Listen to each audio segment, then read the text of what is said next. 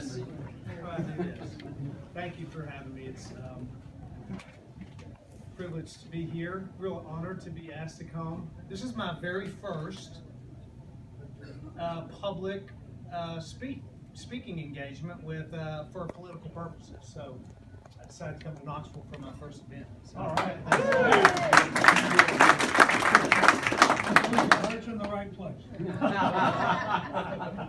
I'll give you just a little bit of background on me, and then tell you a little bit about why I'm doing this and sort of what the path of what that journey looks like for me. I was born and raised on a farm in Middle Tennessee, and my family's been there forever. My grandfather was there, and there's 4 generations of us there.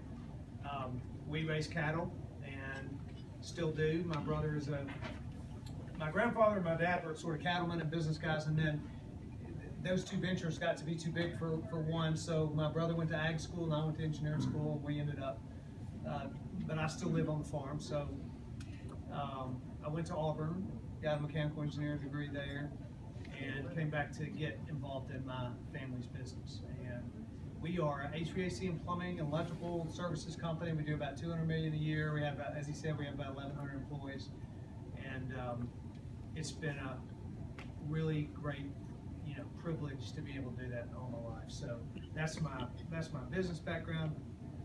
I have a beautiful wife, Maria. I have 4 beautiful kids and 2 grandkids, and a very blessed man in that respect.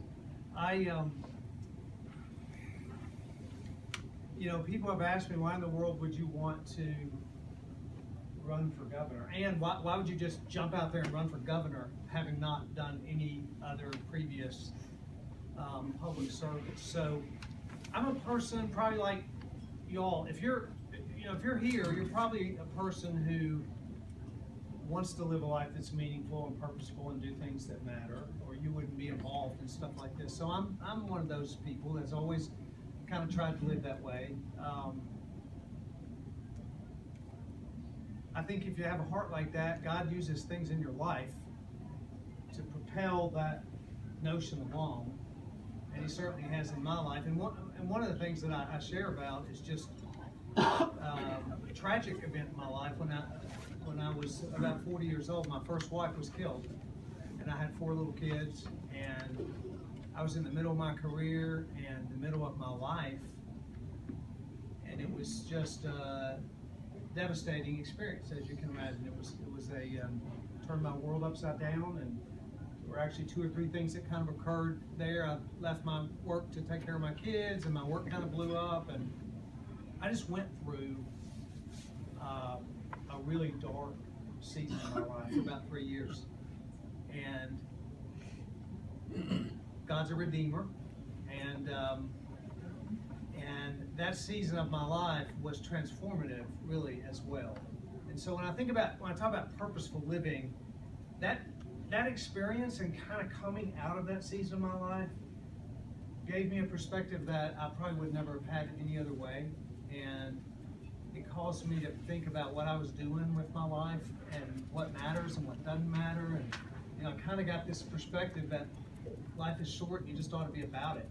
And it started me along a path of maybe more thought about how I was living my life. So Gary referred to some of my by the way, what time does this end? 8. Can you stop? 8. 2 minutes after you finish. What time are people going to start leaving?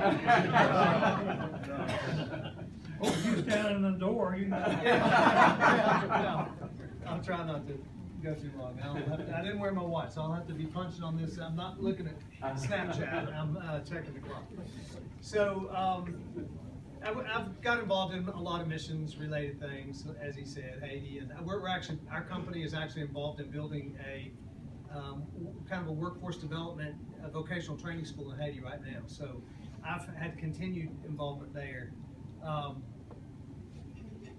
But also got a little more involved in local things like chairing the YMCA, and which by the way is one of the largest Ys in the country. So it's a great privilege to lead that organization and through change.